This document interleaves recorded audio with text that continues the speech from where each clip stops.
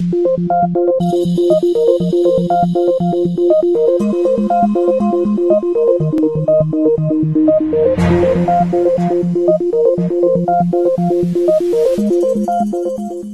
Everyone, आज की class में चैप्टर 2 यानी कि बायोलॉजिकल क्लासिफिकेशन को आगे कंटिन्यू करते हुए मैं आपको टॉपिक क्राइजोफाइट्स एक्सप्लेन करने जा रही हूँ। ठीक है, कई लोग इसको क्रीजोफाइट्स भी बोलते हैं। खैर, उससे इसके स्पेलिंग पे कोई फर्क नहीं पड़ना है, ये आपको भी पता है। ठीक है, अब यहाँ पे सबसे पहली बात ये आती है कि ये टर्म आया कहाँ से। इस टर्म को यानी कि जो एक इम्पॉर्टेंट मेंबर है किंगडम प्रोटिस्टा का, ठीक है, इसको जब आप ध्यान से नोटिस करना स्टार्ट करेंगे तो आपको क्या नजर आएगा यहाँ पे कि इसको जब आप स्प्लिट करके देखेंगे तो वहां पे ये और दो टर्म्स को अपने अंदर कैरी करता है। वो कैसे? जब आप इसको लिखना स्टार्ट करते हैं तो यहाँ पे एक क्या है आपके पास टर्म है क्रीजो या क्राइजो, जो आपको बोलना है। ठीक है, इसका मतलब होता है गोल्डन। इसका मतलब क्या होता है? गोल्डन। ठीक है, और नेक्स्ट जो टर्म है आपके पास वो क्या है? That is fights. ठीक है, ये भी है। टोटल नाम क्या है इसका? क्राइजोफाइट्स। तो फाइट्स मतलब क्या होता है? प्लांट्स होता है। फाइट्स का क्या मतलब होता है? प्लांट्स होता है। ठीक, तो इसके बहुत सारे मेंबर्स ऐसे हैं जिनका अपीयरेंस कैसा होता है? गोल्डन कलर का होता है, जैसे डेस्मिड्स वगैरह इसके इंपॉर्टेंट एग्जांपल्स हैं। और ये अपने आप में बहुत यूनिक कैटेगरी है क्योंकि बहुत सारे इसमें स्पेशल फीचर्स आपको देखने को मिलेंगे। ठीक है, अब मैंने आपको हर क्लास में इस चीज के बारे में समझाया है कि जब हम किसी भी चीज के बारे में एक्सप्लेनेशन स्टार्ट करते हैं, खास करके पूरे लिविंग सिस्टम में, आप या तो किसी एक स्पेसिफिक प्लांट के बारे में डिस्क्रिप्शन दे रहे होते हैं या फिर आप किसी स्पेसिफिक एनिमल के या ऑर्गेनिज्म के बारे में जब आप डिस्क्रिप्शन दे रहे होते हैं तो उसकी शुरुआत आप सबसे पहले किससे करते हैं? उसकी हैबिटेट से करते हैं कि मतलब उनका साइट ऑफ अकरेंस क्या है या फिर वो रहते कहाँ हैं। तो इनका हैबिटेट क्या है? ये सब के सब एक्वेटिक हैं। अब एक्वेटिक में भी दो कंडीशंस हैं, या तो फ्रेश वाटर में सरवाइव करता होगा या मैरीन वाटर में। बट इसके साथ क्या है? क्राइजोफाइट्स के साथ क्या है? ये सब के सब fresh water as well as marine water में भी सरवाइव कर सकते हैं। ठीक है, तो पहली बात जो यहाँ पे आती है हैबिटेट की, दैट इज हैबिटेट। तो ये फ्रेश वाटर में भी सरवाइव कर सकते हैं, मैरीन इन्वायरमेंट्स में भी सरवाइव कर सकते हैं। तो यहाँ आपको कुछ रटने की रिक्वायरमेंट नहीं हुई, आसान हो गया आपके लिए यहाँ पे फर्स्ट पॉइंट। ठीक है, देन जब आगे मूव करते हैं तो यहाँ पे एक टर्म आपके लिए प्लैंकटन है, जो कि आप यहाँ तो सीख रहे हैं बट आपको बहुत सारे प्लेसेस पे ये काम देगा। ठीक है, क्योंकि कई स्टूडेंट्स ये पूछते हैं कि प्लैंकटन्स का मतलब क्या होता है। प्लैंकटन्स हम उनको बोलते हैं जो वाटर करंट के ऊपर पैसिवली फ्लोट कर रहे होते हैं, मतलब वो खुद अपनी कोई भी एनर्जी वेस्ट नहीं कर सकते, ना कर सकते हैं। जिधर जिधर वाटर करंट जाएगा उसके अकॉर्डिंग ये खुद को क्या कराते हैं? फ्लोट कराते हैं। ठीक है, तो आपको एक इम्पॉर्टेंट यहाँ पे प्लैंकटन टर्म भी समझ आ गया होगा, that is they can easily float passively in water currents. ये क्या करते हैं? वाटर करंट्स में पैसिवली खुद को फ्लोट कराने का काम करते हैं।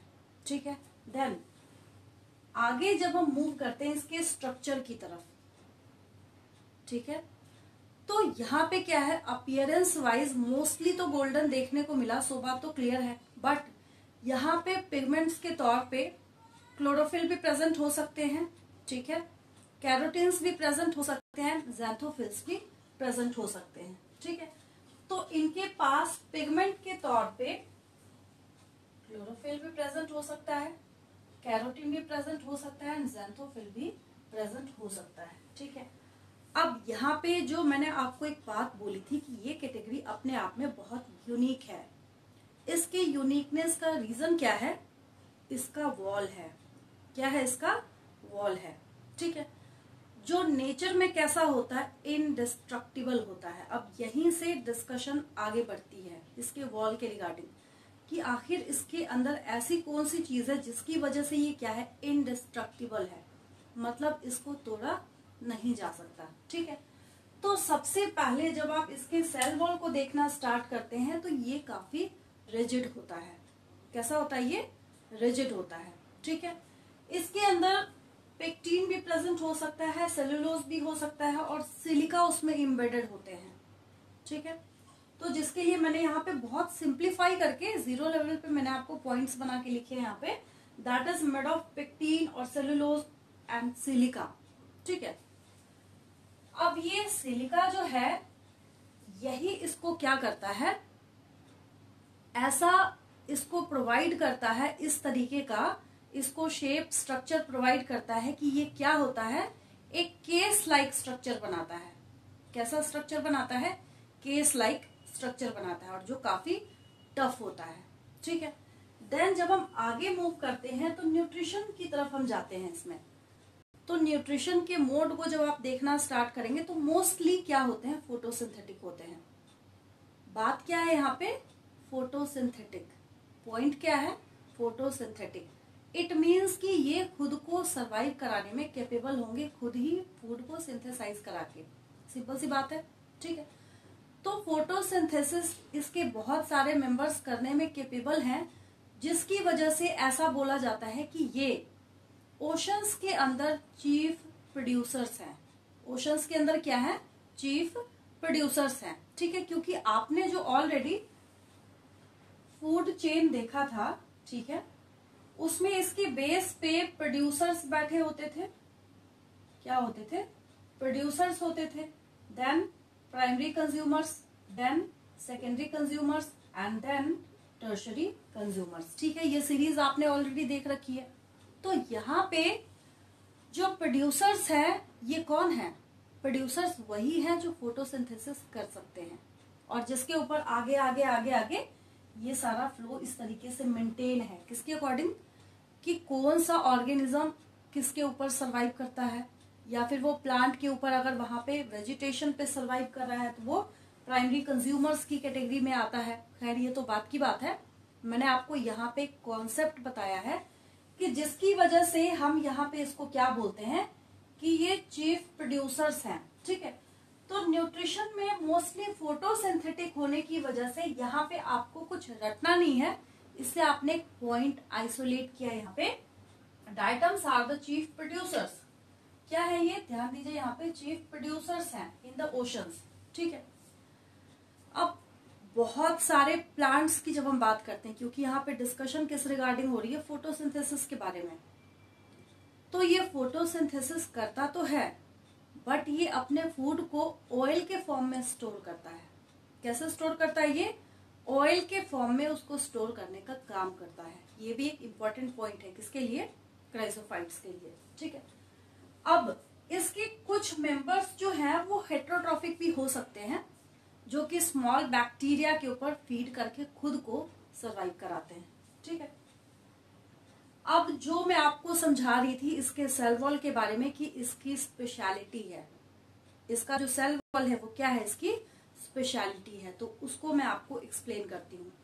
आपने सोप केस देखा है जिसमें साबुन रखा जाता है, सोप केस, या फिर जो टिफिन बॉक्स आपने देखा है। ठीक है, उसमें क्या होता है, एक पार्ट जो बॉटम में प्रेजेंट होता है उसके ऊपर उसका जो लिड होता है, जो ढक्कन होता है उसका, ठीक है, वो इजिली फिट होता है। उसमें दोनों ओवरलैपिंग होते हैं और वो इजिली फिट होता है उसके अंदर। ठीक है, एग्जैक्टली उसी तरीके से यहाँ पे डायटम्स का क्या प्रेजेंट होता है? सेल वॉल भी होता है। मेरे ख्याल से आपको स्ट्रक्चर समझ आ गया होगा। ठीक है, कि यहाँ पे मैं आपको समझाने की कोशिश कर रही हूँ कि एक ये रहा वॉल, ठीक है, और इसके ऊपर जो दूसरा है वो ऐसे केस की तरह क्या होता है? फिट होता है। अगर ये फर्स्ट पार्ट है तो ये सेकंड पार्ट है इसके वॉल का। ठीक है, तो यही चीज मैंने आपको यहां समझाई है। In diatoms the cell walls form two thin overlapping. क्या बोला मैंने यहाँ पे आपको? ओवरलैपिंग बोला है। कैसे है ये? ओवरलैपिंग है। ठीक है, overlapping shells which fit together as in a soap box. आसान हो गया अब आपके लिए। एग्जैक्टली सोप केस या सोप बॉक्स या टिफिन बॉक्स वैसा ही होता है जैसा मैंने आपको यहाँ पे ऑलरेडी एक्सप्लेन कर रखा है और समझा रखा है। ठीक है, अब जो मैं आपको शुरुआत से अभी तक बोल रही हूँ कि ये कैसा होता है, काफी रिजिड होता है, हार्ड होता है, स्टिफ होता है, उसका रीजन क्या है कि इनके अंदर सिलिका एम्बेडेड होता है, जिसकी वजह से ये इतने ज्यादा टफ होते हैं कि इसको क्या बोला जाता है कि ये इनडिस्ट्रक्टिबल है। क्या है ये? इनडिस्ट्रक्टिबल है। ठीक है, तो इसके लिए आपको पॉइंट क्या लिखना है, the walls are embedded with silica, जिसकी वजह से क्या हो गया, ये इनडिस्ट्रक्टिबल, मतलब इसको तोड़ा नहीं जा सकता। ठीक है, देन अब इसके साथ ही एक और अगला पॉइंट कंसर्न्ड है, दैट इज डायटोमेशियस अर्थ। ये वेरी वेरी वेरी इंपॉर्टेंट है आपके लिए किसी भी एग्जामिनेशन के पॉइंट ऑफ व्यू से। ठीक है, अब डायटोमेशियस अर्थ का क्या मतलब है अगर मैं हिंदी में आपको समझाऊं। ठीक है, तो डायटम्स डेथ के बाद जो अपने आप को डिपॉजिट कराते चले जाते हैं बहुत लॉन्ग पीरियड तक, ठीक है, उसकी वजह से वहां क्या फॉर्म होता है, डायटोमेशियस अर्थ फॉर्म होता है। ठीक है, तो उसको भी सिंप्लीफाई करके मैंने यहाँ पे आपको लिख रखा है, accumulation of cell wall deposits of diatoms over several years, billion years जब होगा तब जाके क्या फॉर्म होता है, डायटोमेशियस अर्थ फॉर्म होता है। ठीक है, अब जब डायटोमेशियस अर्थ फॉर्म होता है तो इसका बहुत सारा इंपॉर्टेंस भी है और इसके बहुत सारे स्पेसिफिक फीचर्स भी हैं। ठीक है, ये पोरस होता है नेचर में, ग्रिटी नेचर होने की वजह से इसको ऑयल फिल्ट्रेशन वगैरह में क्या करते हैं, यूज करते हैं। ठीक है, अब इसके यूजेस को जब मैं आपको एक्सप्लेन करना स्टार्ट करूंगी तो और कुछ चीजें यहाँ पे अच्छे तरीके से क्लियर होंगी आपके सामने। ठीक है, जैसे इसको filtration of oils and syrups में यूज किया जाता है।